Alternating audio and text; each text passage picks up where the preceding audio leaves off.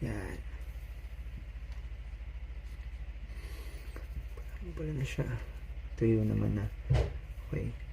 So, treatment naman. Ito, treatment that. Hair treatment. Red na siya. Diba? Ayos. Okay, so, yung tsura niya. Ganito. Yan. So, ito hindi na ito babanlawan, guys. Hindi na siya babanlawan. Nice. So, ayan siya. Nice. Creamy. Creamy.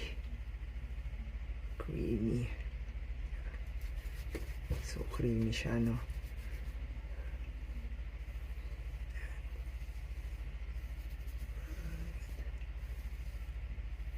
Treatment kasi siya, hindi siya babanlawan.